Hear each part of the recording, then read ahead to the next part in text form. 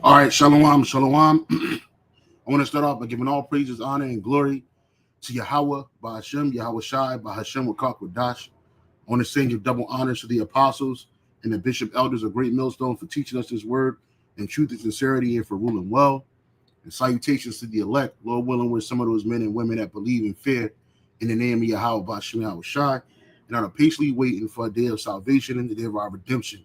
I'm the brother Gabar Yahweh from GMS Hawaii, coming to you with another quick lesson. And this lesson is entitled "The Apostles Taught a Pilgrim Mentality, Not a Roman One." And this lesson was inspired by a video that Apostle Gabar just premiered not too long ago. And that video was this video right here. And it says, Slakia. It says, the prophecies say to forsake Babylon, not to buy into it, you IUIC dullards. And it was a pretty good lesson. And I caught pretty about the middle portion of the video. If brothers can hear me, let me know. And I caught. Oh, okay, I can hear myself. Right. So anyway, it was also inspired by something I found, some information I found on using a chat GTP about the same thing that's happened. And as the scripture says in the book of Ecclesiastes, let's get that to open up the precepts. This is the book of Ecclesiastes, chapter 1, verse 9. And it says, the thing that have been, it is that which shall be done. And that which is done is that which shall be done. And there is no new thing under the sun. Again, Ecclesiastes 1 and 9. The thing that have been, it is that which shall be. And that which is done is that which shall be done. And there is no new thing under the sun. Read that in the AMP real quick. It says that which, well, I'll start NLT. History merely repeats itself. It has all been done before. Nothing under the sun is truly new, right? In the AMP, it says that which has been is that which will be again. And that which has been done is that which will be done again. So there is nothing new under the sun. I like the NLT version a lot better. It says history merely repeats itself. It has been done before. Nothing under the sun is truly new, right? So these same schemes, these land schemes, these the spirit of mirth, the spirit of inclusion, the spirit of trying to assimilate, this shit happened before, and it was happening during the time of the apostles, right? These are the things that Paul, Peter, and the rest of the apostle, Jude, they were speaking about these things. When you had apostasy happening, right? You look up the word for apostasy. Apostasy, right? The word for, well, the definition for apostasy is the abandonment or renunciation of a religious or political belief. And I like the word abandon, right? So you had men in the ancient world during the time of the apostles abandoning the truth for the world. And they would take the truth, right, and they would make it world friendly. And this is great because this also goes into, I was going to do another lesson on it, but I guess I'll include it in this one.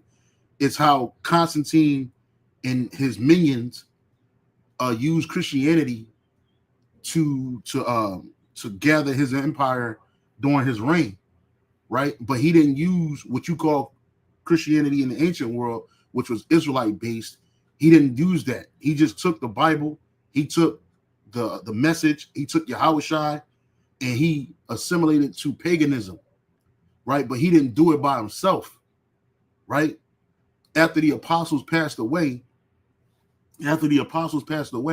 matter of fact, let me get that real quick. I'm gonna share that with you real quick. I'm gonna share that with you real fast.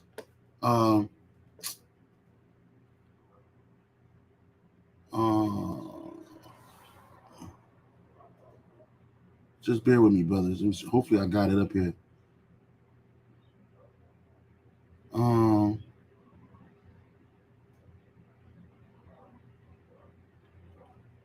I asked a question about Constantine, and hopefully I got it. I'm looking for it. I'm looking. I had it.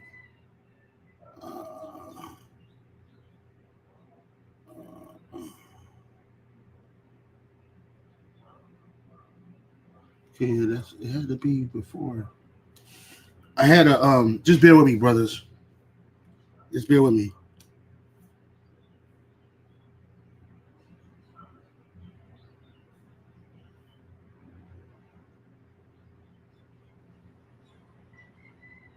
Just bear with me, brothers. I'm just looking for it.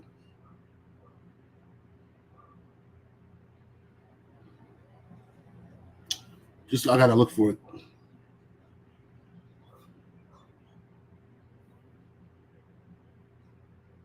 Constantine.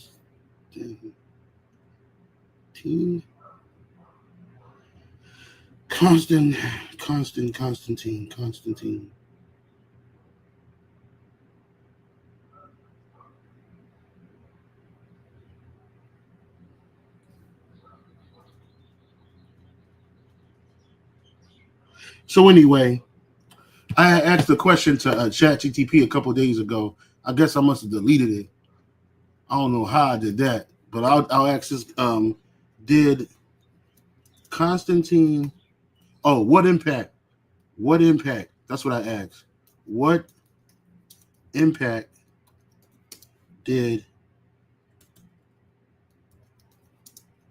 Constantine have on Christianity?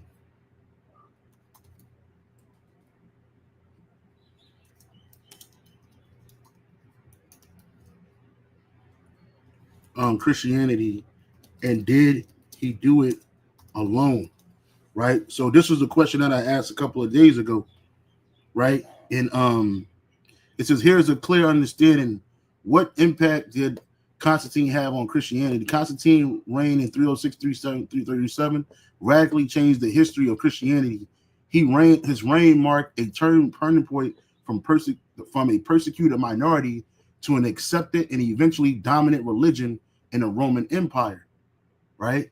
And so he didn't do this because he believed in the Jews' religion. He actually hated the Jews' religion, right? But what he did was he brought in a whole bunch of paganism, and it talked about, I thought I had it, I would rather Christian capital, blah, blah, blah. He spoke about, anyway, I can't find it. I had it, Salaki, about that. But the point of the matter is, what happened was, after the apostles had died and other men that were truly sincere about this truth had passed away, what ended up happening was the Gentiles, which were Israelites, right? Israelites, and then they align with the heathen, but it's mainly Israelites that were they were already having, during the time of the apostles, they were already having problems with people in certain churches bringing in idolatrous ways into the truth, or trying to amalgamate the truth with idolatry and things of it. They had already had that. You can read that in the scriptures. They talk about that, right? So after the apostles had already passed and whatnot, what ended up happening was the Gentiles, they just opened the doors to paganism, right? And then they put it all in the script. They put it all into this one religion, what they call Christianity. It's pretty much the same Christianity today, right? And so when you understand that, you always have people trying to change the doctrine and to suit themselves or to suit the world. And that's what's happening right now. Right. And so, again, I wanted to show using the chat how you had men back in the ancient world telling people to buy land and assimilate economically in the world, when in reality, you're supposed to be separating yourself from this place. Right? Does that mean you're supposed to be poor and indigent? No, that does not mean that. But it means that when you buy land, when you buy anything in this world, you got to take care of it. Right? I remember some years ago, the old head of Detroit, they call him Egghead. He was like, yeah, I mean, I just bought a house. I got some land. I'm going to do this. I'm going to do that with it. And he fell out the truth, right? He fell out the truth. He became a scoffer, right? But his focus was the things of this world. And that's something that you ain't supposed to focus on, right? This is the book of Micah 2 and 10. Micah chapter 2, verse 10. It says, arise ye and depart, for this is not your rest, right? Because it is polluted, it shall destroy you even with a sore destruction. And that's what America is. America is polluted in every way. Even when you do business here, it's polluted business. It ain't righteous. It ain't honest business, right? Even though you try to do the right thing and make sure the right permits is instituted and you got the right monies and loans and all this other shit, things that still go awry. Right. And on top of that, the world, this world that we live in, the Edomite world, is completely polluted with wickedness. So we shouldn't be trying to put nothing stable in this place. On top of the fact that the Heavenly Father is about to destroy this place. Right. You see this land right here. This is the land that they so-called bought. 40 acres of open land, plush land in Georgia, which I have found some information out when I asked the question to the Google. I said, how much is 40 acres of land in Georgia? Right?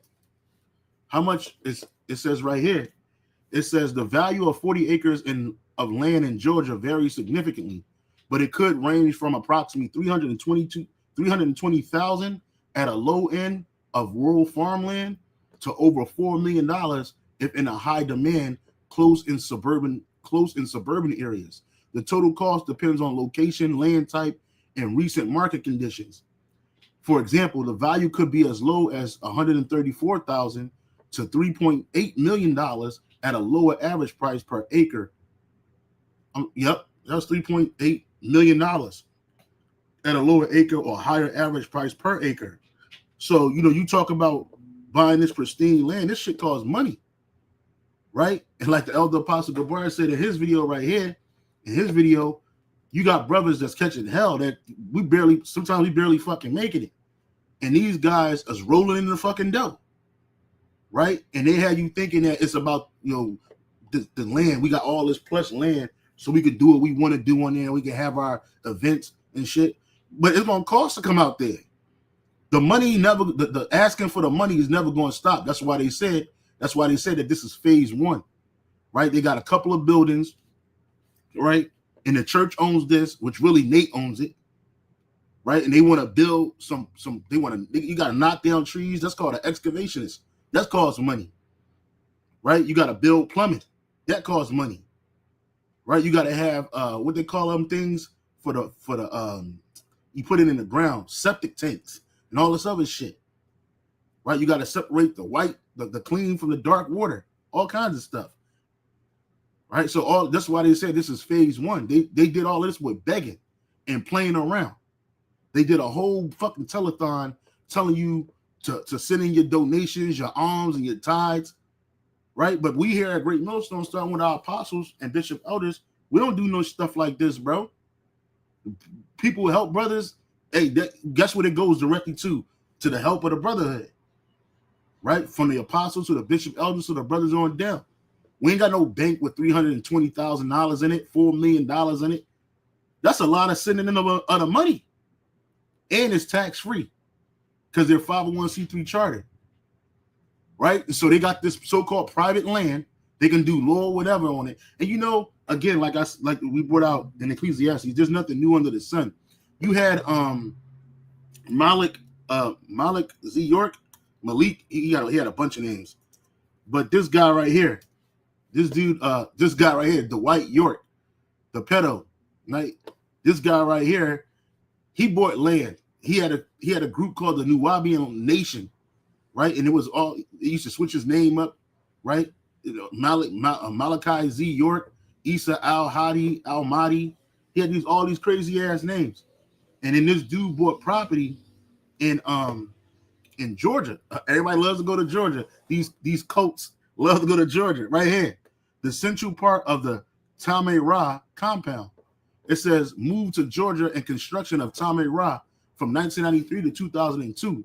York left Brooklyn and with an estimated 300 followers around 1990. Some settled in upstate New York. He later moved with numerous followers to Georgia. Others joined from such cities as Baltimore, Philadelphia, blah, blah, blah, blah, where they built a large complex, right? Matter of fact, it says around 1990, York and the Nuwabian Nation relocated to a rural Putnam County, Georgia, where they built a large complex. At York's direction, the community purchased land and built Tameh Ra, originally named Kadesh, an Egyptian-themed complex built on 476 acres of land near Eaton, Georgia, and was built over a period of years and completed in 1990. So you always had these different groups, right? So even Nation of Islam call themselves doing the same thing. These different groups building these, purchasing this land, because the Nation of Islam was pushing that same thing too. They bought land somewhere in Georgia, and they ain't built shit on it, right? They talking about we're gonna build a land for the lost tribe of Shabazz free at last, and ain't nobody living out there. That money that they were getting donated from the poor and from Esau went into the coffers, the pockets of the leadership, right? And it's the same thing that was happening here, right? That's why the scripture says, what about the simple, right? The simple believe every word, right? The simple believe. This is Proverbs 14 and 15. Proverbs chapter 14, verse 15. Right? It says what? The simple believe every word, but the prudent man looketh well to his going. So you just believe anything somebody tell you. So this right here, this all this land is no different than this shit. Right? This is gonna be the new IUIC compound, right? Eventually, after they get through all the phases, right? Because it ain't gonna happen anyway. But I'm just saying, eventually, after they get through all the phases, they're gonna have people to live on it and work the land. And what they're gonna have IUIC people down there working the land for free, because you know they ain't cutting no checks to the average membership. And you think you're doing something good for Most High and Christ bless and the Israelite community, but they're gonna have you in fucking slavery down here, bro. Right? And it's all a money grab. It's all a money scheme. It's just something to say, hey, we bought 40 acres of land, so this got proof of purchase with the monies that they're using. And most people, they don't want to hear that shit. But again, this is nothing new. That's why I brought up the Nuwabian situation, because that's not new. So this shit ain't nothing new. And they did it in the ancient world. So let's go through that real quick. I asked this question. In the time of the apostles, when there was apostasy, were there men trying to convince the believers to build and buy lands in the Roman Empire versus hastening the day of the Lord? And it's a short answer, yes. There were people in the apostolic and early post-apostolic era who tried to pull believers into worldly investments, right? Into worldly investments, property acquisition, and assimilation into Roman economic life. And this often ran directly against the apostles' instruction to live with urgency, sobriety, and expectation of the Lord's return. And that's what the real apostles are telling us. And when I say the real apostles, I'm talking about the apostles and the bishop, elders, the great millstone, and the brothers on down. Right? We didn't teach from the top on down. We're not being taught to buy a whole bunch of shit in this world. Now the scriptures does say use the world as not to abuse it. You know, some brothers got a little bit more than others, and that's okay. It's all used to help the body in the first place. But when you buy land and when you invest, right, you're investing for the long haul. This is not a short-term investment. That's why it's called phase one. And in reality, Yahweh Shema Shai, the Heavenly Father Yahweh about to send Yahweh Shai back, even more so than ever today. In this time that we're living in now, we don't have 15, 20 years, 30 years left in this fucking place. Absolutely not. Prophecy is moving and rolling faster than ever. So we shouldn't be in a mindset of trying to build a whole bunch of shit in this place. And even if you do build it, what you're going to get into it, even if you do have land, you got to act like you can lose it today. You got to be able to walk away from it that moment, because that's how fast and urgent things is going to be happening. On top of the fact, Yahweh Shema Shai is about to destroy all of this. All of this is going to be on fire. Right? This little swath of land in Georgia, this little 40 acres of land in Georgia, and I'm not trying to minimize the purchase. I'm just saying, in the grand scheme of things, it's a small thing. It's going to be destroyed. So people that invest in this thing, put their heart, they work, they sweat, they tears in this thing, they're going to be really upset when this thing is destroyed. And Nate, starting from Nate, the rest of IUIC, and they ain't the only ones. ISUPK do the same shit. GOCC do the same shit. Or we bought some property. A brother bought some land down here, and we can grow our own animals, and we can grow our own vegetables, and we can get that lamb. We can get that unblemished lamb for the Passover from the brother's land, right? But you got to be willing to walk away from it, because at any moment it can be taken away from you via eminent domain, right? It could be taken away from you when the troops come in and they throw your ass out, because the scriptures speak about that. When you read the book of Second Esdras, chapter 16, verse 70, right? Second Esdras, chapter 16, verse 70, and it reads, it says, "For there shall be in every place and in the next cities a great insurrection upon those that fear the Lord." Upon those that fear the Lord. It says, they shall be like madmen, sparing none, but still spoiling and destroying those that fear the Lord. For they shall waste and take away their goods and cast them out of their houses. Right? So this is what's going to be happening. You got people like, I just want to live my life, and I just want to, build in this world, and I want to have, but you can lose it. You got to be ready to lose it. That's why the title of this lesson is what? The apostles taught a pilgrim mentality. Right? Having a pilgrim mentality. What is that? What does that mean? Well, let's look it up. Right? What does it mean? It means to have a pilgrim mentality. Right? What does it mean to have a pilgrim mentality? A pilgrim mentality means viewing life as a journey with a spiritual destination, like heaven or a higher purpose, not settling in this world, but passing through. Focus on what? Eternal values over temporary comforts, and embracing challenges as part of growth, all while relying on the Heavenly Father and fellow travelers for guidance and support. And that's what the apostles teach us to this day, right?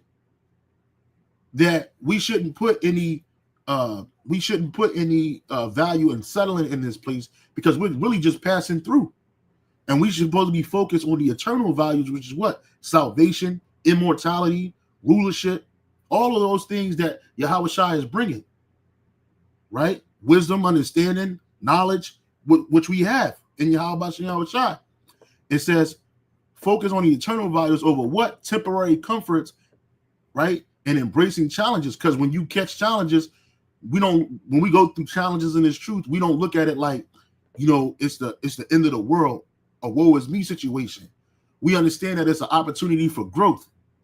Yahweh Shema Shai is building our faith up, building our patience up for what's to come, because we're going to need it. So that's a part of your growth, right? And it says what? It says, instead of over temporary comforts and embracing challenges, right? Because this is just all this shit is temporary. The world that we currently living in is a temporary world. This ain't the forever world, right? So when you buy land and you got phases going on within that land, then that means you here for the long haul. You're not expecting IUIC don't push that Yahweh Shai is coming soon. IUIC don't push the names of Yahweh Bashem Yahweh Shai and push it with urgency and fervency. IUIC doesn't teach that. They talk about NATO talk about Jacob's barely talk about Jacob's trouble. He'll talk about the coming of the destruction of America, but at the same time he's trying to build here, right? Whereas you could have took that $320,000 or $4 million and helped those fellow believers, those fellow travelers that need it. I ain't saying create dependency or entitlement, but damn, bro, you could help a lot of people. You could help a lot of believers of the truth now. But see, it ain't about Yahweh Bashem Yahweh Shai with IUIC.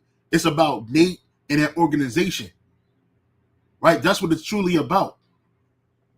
It's about the grandizement. It's about this world, right? And it says what?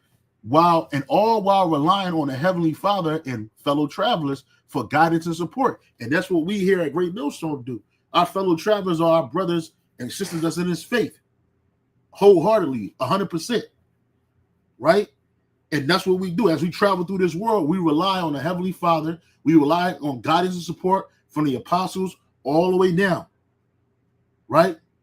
That's a pilgrim mindset. But a person that's trying to build forever, they don't have a pilgrim mindset. They believe that this place is going to last forever. And the water, brother, I got this on deck too, because I got it in the GNT, right? But the point of the matter is that, like, people will look at this like, oh, y'all just hating. Y'all just finding something to hate on. No, we're not. America's about to be destroyed, bro. What you going to do when the Gurga troopers come? What you going to do when the chip come? What you going to do when Yahweh Shai comes in war is already breaking out? He's bringing up nuclear missiles. You ain't going to be thinking about the 40 acres of land that you bought in pristine Georgia. You're not going to be thinking about that. You're not going to be thinking about any of these things because that shit's going to be gone. It's going to be destroyed. And these people, IUIC, starting with their leadership, they're not thinking about that. And you can tell they're not hastening the day. Neither are they telling their membership to hasten the day. They're all about mirth, right? Jollity, mirth and jollity, all of that shit that's just off while he's still in captivity. So going back in here, it says short answer, yes, there were people in the apostolic and early post-apostolic era who tried to pull believers into worldly investments, property acquisition, and assimilation into Roman economic life. And you hear that a lot with IUIC. We got what's that dude, Deacon Asaph? He said, in order to do business in Esau's world, you got to use this paperwork. You got to use this paperwork. When our apostles, they teach us that you don't need to have no 501c3 charter to do the work. Just do the work, right? You don't need to have Esau in the business of the Lord. You can do the work. But what IUIC said, no, we got to assimilate. In order to do this, you got to get the paperwork, right? That's a part of assimilation. That's the reason why they dropped the name Yahweh and Yahweh Shai, or they don't have any reverence or respect for it. But they'll say the Most High of Christ bless. They'll try to differentiate themselves from any other Israelite group to show the Edomites that they're world friendly and that they're all about just uplifting the black community and the Negro and Latin community with their marching and they're picking up trash in different locations in the community, handing out shit. When in reality, all of that shit is a check the mark on your 501c3 packet. That's what that is. It's called assimilation. We can do the work, but we can teach it this way. We can teach it a way where it's more friendly. That's economic. That's assimilation, right? It says in early post-apostolic era who tried to pull believers into worldly investments, property acquisition, and assimilation into Roman economic life. And this often ran directly against the apostles' instruction to live with urgency, sobriety, in the expectation of the Lord's return. When people are doing things like this, they're not expecting the Lord to return no time soon. Right? You buying this land that's about to be destroyed. And like I had mentioned on Apostle Gabar's comment board, Jake will invest in a sinking ship. And that's why I don't do business. And this is a caveat. I don't do business with niggas. I don't like doing business with niggas. One is always half cop. It ain't never together. Right? And two, you niggas, you the last person to know anything. So your investment strategy, anything that you jump on, it's already too late. Esau done used and abused it, and he's getting out of here. Like Apostle Gabar said in his video, the rich, the elite in America, they getting the fuck out of here. Why? Because they know America's about to be destroyed. Right? They're abandoning their investments here in America. If they're not selling it off, they just all together just leaving it. You got neighborhoods with multi-million-dollar mansions empty. Nobody's living in them shits. Why? Because they already got the word. Get the fuck out. This place is about to go. So they taking their investments and they pushing it other places. America is a bad investment. That's a good title for a lesson. America is a bad investment. It's not a good investment at all. Right? Oh, this rap me in. Right? America's not a good investment at all. Now, I'm not saying you should just supposed to live in a box and be a bum. No, man, you can have a standard of living, but know that you could lose that standard at any given moment. That's what I'm trying to explain to you, right? And that's a person that moves with urgency and the expectation of the Lord's coming, right? And it says, but the situation is more nuanced than simply buy land versus hasten a day, because the apostles never told believers to try to force prophecy, right? And we're not trying to. We're hastening the day. It says they did warn against false teachers who encourage compromise with Roman society and materialism. They did speak against building earthly security as if the Lord were not returning. Below is the historical and biblical picture. The apostolic era. What was the tension? In the first century, believers lived in a Roman imperial economy where status came from owning land, joining guild/business associations, participating in civic cults, which were idolatry, building wealth through Roman legal and economic structures. And it's the same thing that's happening in the day. It says the apostles preached a message that challenged all of this. Acts 2-4, chapters 2-4, believers did not invest in the land or build permanent security. They sold their land rather than buying it. Acts 4:34. Let's go through that real quick. The book of Acts, chapter 4, verse 34 to 37. Acts chapter 4, verse 34. Right? It says, I'll start at 32. And the multitude of them that believe were of one heart, which is one mind, and one soul, which is one spirit. Neither said any of them that all of things which he possessed was his own, but they had all things in common, which they shared, right? And with great power gave the apostles witness of the resurrection of the Lord Yahushua, and great grace upon all of them. Neither was there any among them that lacked, for as many as were possessors of lands or houses sold them and brought the prices of things that were sold. Now, nobody's telling you to go sell your house that you're living in with your family and just take the money and just give it up. Nobody's saying that. But this is the kind of spirit that they had in the ancient world among each other, right? Because they were what? They were in the mindset of hastening. They weren't buying lands and building it up. What happened to that couple that bought land and they sold their land, but then they held back price from it when they were supposed to give it up because they agreed to share. And then they died. They ended up getting put to death because they wasn't really wholehearted believers. And they wanted to keep a little bit extra for themselves, right? Anyway, long story short, it says, and laid them down at the apostles' feet, and distribution was made unto every man according as he had need. So what they gave the alms up to everybody that had need, right? The apostles didn't take that money and covet it unto themselves and build stuff. No, they handed it out to the brotherhood that needed. The brothers that had gave to the brothers that didn't. Right? And Josies, who by the apostles was surnamed Barnabas, which is being interpreted the son of consolation, a Levite, and of the country of Cyprus, having had sold it and brought the money and laid it at the apostles' feet. So let me read this in the NLT. It says, for instance, there was Joseph, the one the apostles nicknamed Barnabas, which means the son of encouragement. He was from the tribe of Levi and came from the island of Cyprus. It says, he sold a field he owned and brought the money to the apostles, right? And that was faith, man. And he didn't bring the money to the apostles so that he could enrich the apostles. The apostles took their money and they gave it to the brothers that needed. That's what this is about. You see? Helping out each other.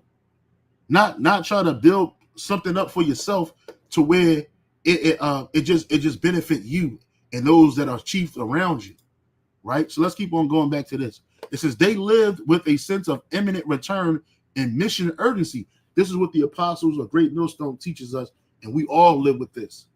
Right? This didn't mean believers had to be poor. It meant they refused to anchor themselves in Rome's world. And when you buy land like this, you're anchoring yourself in this place. Because I'm sure they didn't just pay for it in all cash. They took a mortgage out on this thing. They had to take a mortgage out on this land. Right? I'm sure they didn't take all, and if they did buy it in cash, that's another thing to be heard. But I bet they took a mortgage out on this thing. Right? And they're gonna use the money they keep asking for to claim to build the land and improve this area. Right? And it's gonna be IUIC headquarters in Georgia. Right? That's what it's gonna be. But they're anchored to this place.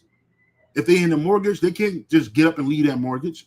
If they're in a loan situation, they just can't get up and leave that loan. They're bound to that. And you ain't supposed to be like that, bro. It says apostasy and teachers who encourage assimilation. Right? Throughout the New Testament, the apostles identify false teachers who promoted compromise with Roman society, including its economic system, idolatry, and social ambition. And IUIC teaches all of that. What's some examples of social ambition? Right? You got them. Hold on. Let me go to their page. You got them doing what? They got parties and shit. Right? They be jumping up and down. That's social. Everybody want to be a rapper. You know, this is a social ambition. Right here. Right here. Nate, he wants to be known, but look at this. Social ambition. I want to get married. Right? This is all what is it? Where I want to say superfluity right here, right? All superfluity, right? I want to go to the portion where they was acting. Look, you got guys that want to be rappers and shit. That's social ambition. You want to be singers, you want to be actors, right? You want to be singers, you want to be actors, right? You want to be what's that? And these niggas taking these trips all across the world. Anyway, it was a one thing where they was at. This is what it was right here. They had a thing where Nate was basically acting like the Denzel Washington of a bad rendition of Denzel Washington in a movie. That's a social ambition. You want to be an actor. Some of them guys want to be singers. Some of them guys want to be community activists, right? It's the same thing, bro. It's the same shit. They was on the same shit back then. It says, Jude in 2 Peter, Jude and Peter warn about men who crept into the assemblies encouraging worldly living, right? Promoted greed, turned the grace into worldliness, right? And that's what you got these guys doing. Right? They're not thinking like pilgrims. They're not thinking like any given day now, I got to get up and leave. Shit, we all going to be cast out of our fucking houses, man. These apartments, these homes that we in, right? When this thing go down and you don't take that chip, guess what's going to happen? We're going to be out. Cars going to be taking all of that shit, bro. We're going to be wholeheartedly dependent on how Bashim al-Shah 100% in everything, in every aspect of our life. Right? It says, 2 Peter 2 and 3. Though through covetousness shall they with vain words make merchandise of you, man. 2 Peter 2 and 3. 2 Peter chapter 2, verse 3. Right? I'll start at 1. The rise of false prophets. And Nate he's a false prophet. But there were false prophets also among the people, even as there shall be false teachers among you, who privily shall bring in damnable heresies, and we hear a whole bunch of them, even denying the Lord, which we know that they do, that brought them, and bring upon themselves swift destruction. And many shall follow their pernicious ways, by reason of whom the way of truth shall be evil spoken of. And through covetousness shall with vain words make merchandise of you, whose judgment now of long time lingereth not, and their damnation slumbereth not. Right? And so the apostles are going through the same thing that we're going through today. They're experiencing the same shit. Ain't nothing new. It says, in their greed, they will make you clever. I'm going to read that again. In their greed, they will make up clever lies to get hold of your money.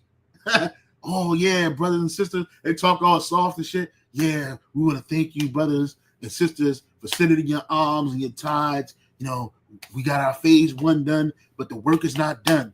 We got more phases to come. We got phase 2 and 3 and 4, right? We got a whole bunch of things that we need to do to get this work off the ground. Because they had you thinking you doing a mighty work, and the Most High Christ bless.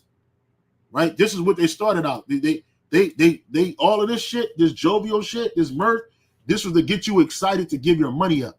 This is October 5th, 2024. Right? Nate came in, sat down outside with his Crocs on, right? And told you about the land blitz. Right? And look, they had you niggas singing, waving your phones, doing a shit. Doing a telethon and shit. They had you niggas doing a telethon. Niggas had the Israel jean jackets on, right? Doing the rap songs, right? Look at this shit. Extra super Israelite out with the fringes on a jean jacket. Yeah, just losing their mind, bro. Film crew, the IUIC TV film crew. They have a film crew, my man. Them mics cost money, right? These dudes want to try to look and act like they super Israelite out. Like they keeping along. We got fringes on everything. I can't stand this nigga. Right, for real. I can't stand it. If I ever met this nigga in real life, bro, we gonna have a problem, bro. Straight to fact. I never liked this nigga, man. Anyway, but this was what they was doing. So look, this nigga got bitches sitting on his lap. You know what I'm saying? Got bitches sitting on his lap and shit. You know what I'm saying, bro? Get the fuck out of here, yo. And this nigga's a thief. This dude's a thief. He robbed a dude called the Pocket, living in his man's house and shit.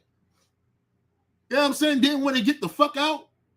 Yeah, got the prison. This nigga's in the truth in prison. He was in jail. He was in fucking jail for doing wickedness. Not because he got falsely accused. And his man, Nate, threw him under the bus. He told this nigga, hey man, sometimes you gotta fall on the sword for the king. That's what he told you. And who was the king? Nate.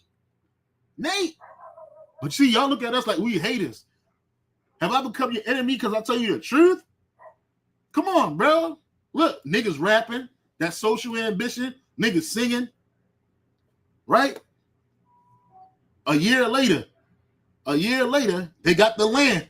They rap so hard, they got the land, right? And they dance so hard. Look at this shit. This is friendly. This is your friendly neighborhood Israelite.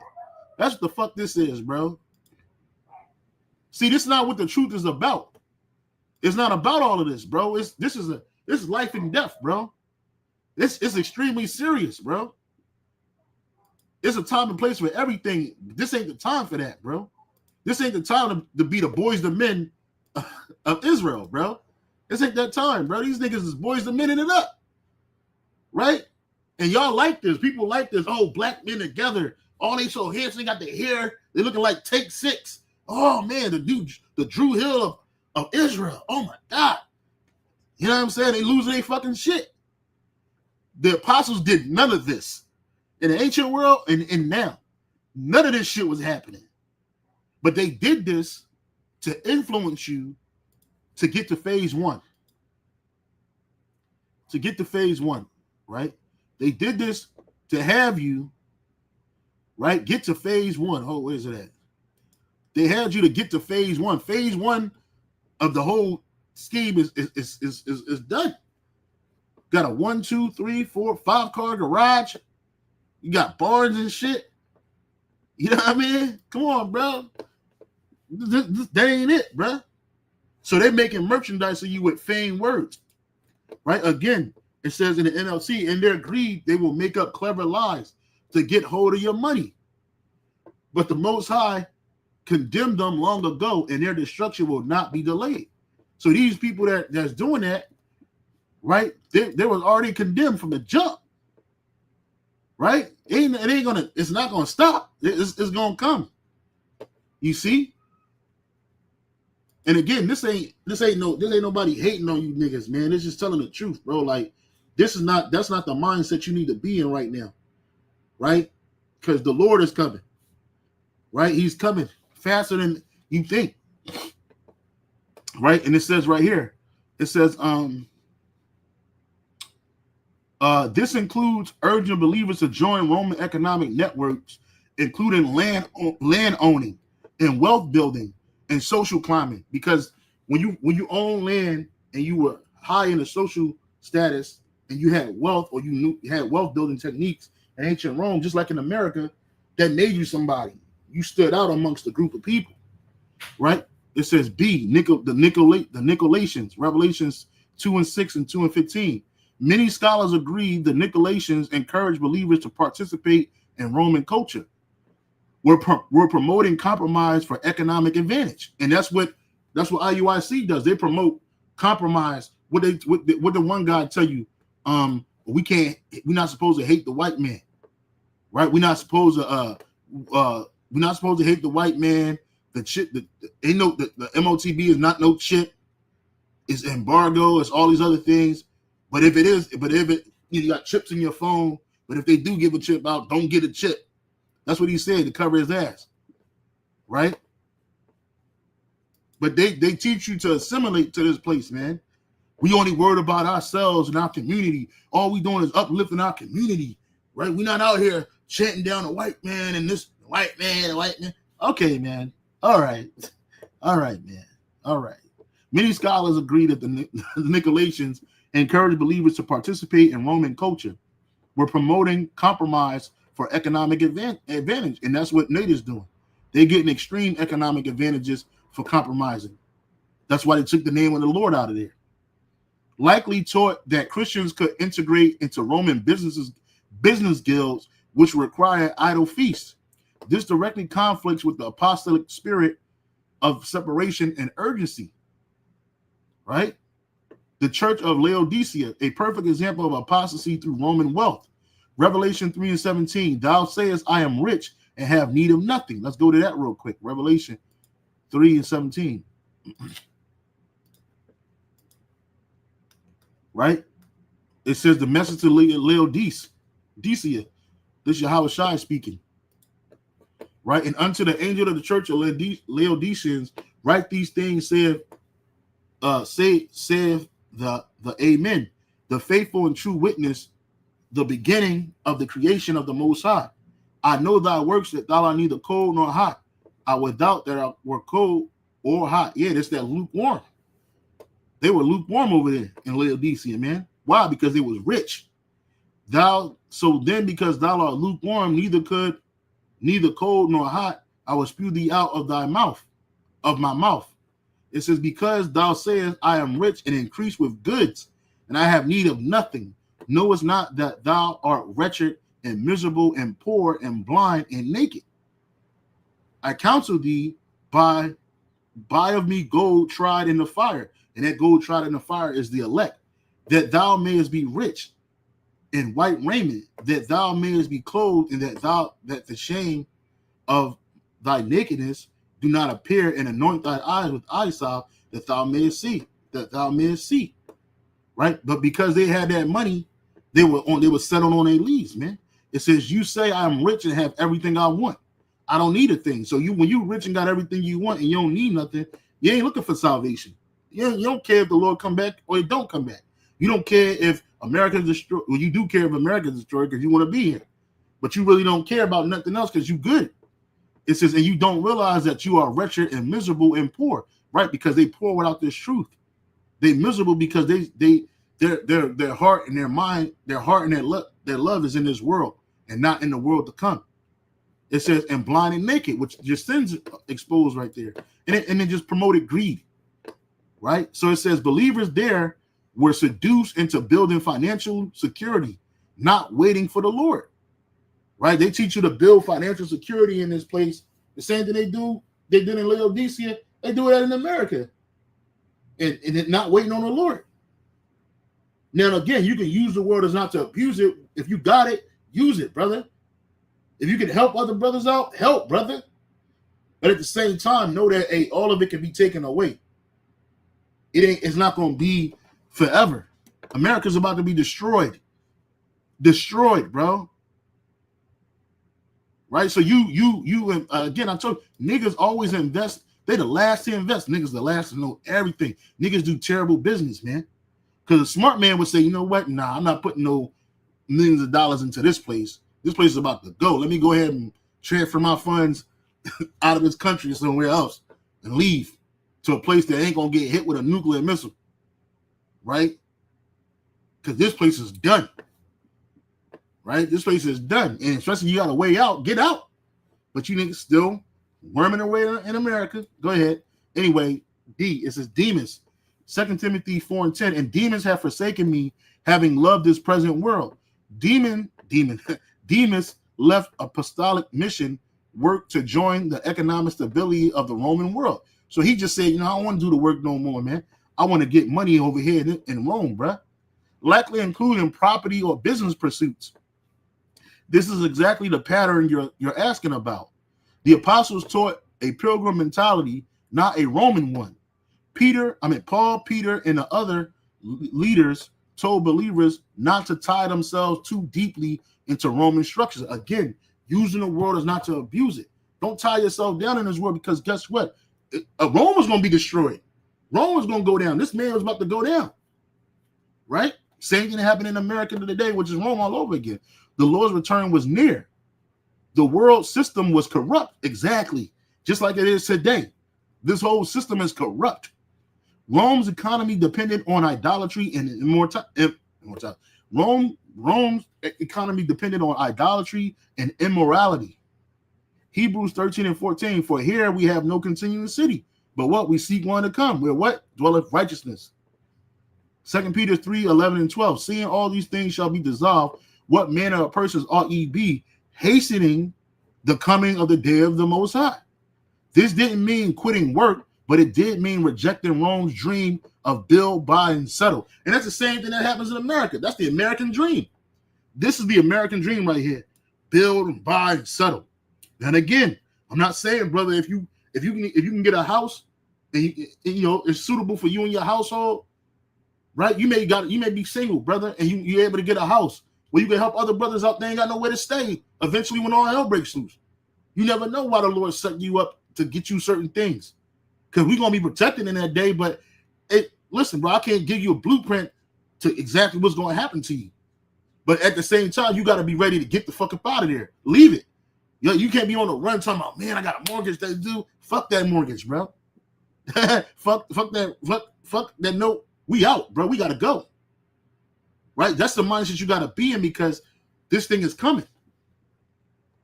Early church fathers also warned against this apostasy. The Diadochi, 1st and 2nd century. It says, warns believers about false prophets who use the gospel for material gain. Shepherd of Hermas, 2nd century, strongly condemned believers who buy land, accumulate wealth, become entangled with Roman prosperity. Forget the return of the Lord. And that's what these dudes are doing. They're forgetting the return of the Lord. They're not even looking for it at all. Okay? He said believers who build wealth in Rome become spiritually weak. unfruitful and forget the kingdom because they got the kingdom here. They're comfortable here. So they forget that the Lord is coming back. They're not even thinking about it. You see? It says Tertullian, late 2nd century, attacks Christians who built estates, invested heavily in Roman life, lived comfortably rather than as pilgrims. Tertullian said that this was a form of apostasy because it rejected the pilgrim calling. Why this apostasy happened? Rome promised security, status, economic opportunity, land and inheritance, and comfortable life. That's America. The gospel promised suffering, persecution, mission, a kingdom not yet revealed. And these are the things that we learn on a daily basis. Our life is full of these things. Persecution comes daily. Suffering comes daily. But the mission stays the same. We got to shoot for the kingdom because the kingdom, it wasn't revealed yet then. And even at this moment, it's not like right in my face, but I know it's coming through the prophecies. That's the mindset you got to have.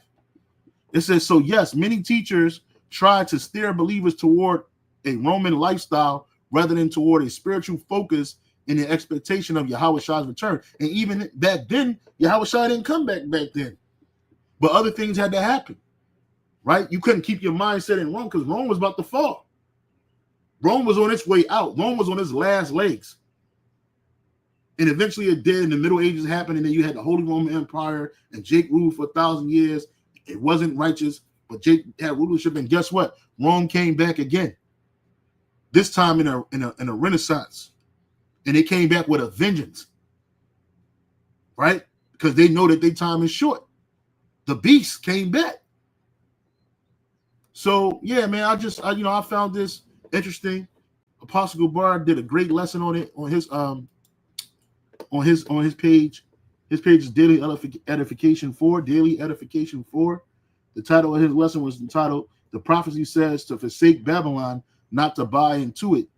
UIUIC Dullards, man. And that's right, man. Babylon's about to be destroyed, man. You see? So I hope you were edified. I didn't mean to make this an hour long. An hour went by fast, bro.